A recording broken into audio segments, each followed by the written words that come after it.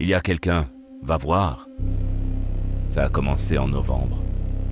À 3 heures du matin, Lily se redressait.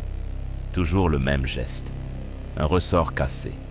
Elle ne criait pas, elle murmurait. Toujours la même chose, toujours les mêmes mots. J'allais voir chaque nuit. Je parcourais la maison avec la lampe de mon téléphone. Le salon vide, la cuisine froide, le silence des meubles. Je revenais. Je lui disais que c'était le vent, la fatigue, la pluie. Elle me regardait avec ses yeux, des yeux inquiets, des yeux qui ne me croyaient pas. On a fini par consulter. Les médecins ont posé des mots propres sur ces terreurs sales, paranoïa nocturne, hypervigilance. Ils ont sorti l'artillerie chimique, des pilules blanches pour éteindre l'incendie dans sa tête. Au début, elle luttait. Sous l'emprise des médocs, elle pointait encore le coin sombre de la chambre, le doigt tremblant. « Il y a quelqu'un !» Je m'énervais. Je tapais dans le vide pour lui prouver que le néant ne rendait pas les coups. Je voulais qu'elle guérisse, je voulais dormir.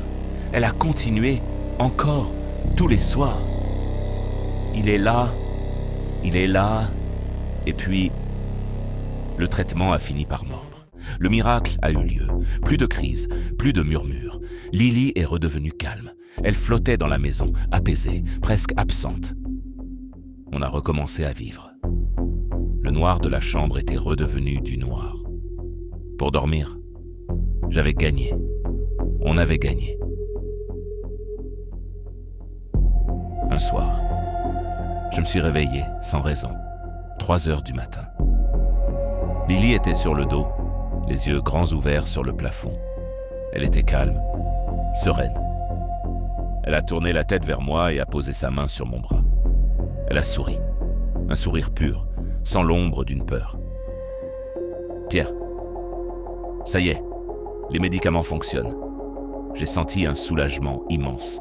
« C'est bien, chérie, dors maintenant. » Elle a continué. Sa voix était d'une clarté terrifiante. « Non, tu ne comprends pas. Les médicaments fonctionnent. Ma tête est nette. Je n'ai plus d'angoisse. Tout le bruit a disparu. » Elle a fixé le coin de l'armoire, là où le noir est le plus dense. « Il est là, Pierre. Pour de vrai.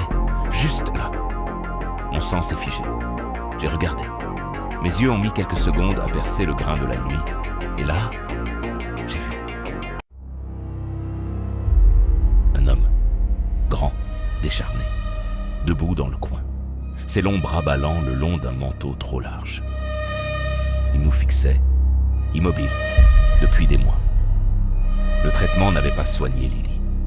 Il avait juste supprimé la peur, qui l'empêchait de voir ce qui était réellement là. J'ai entendu une dernière fois. Il est là. L'homme a fait un pas vers le lit.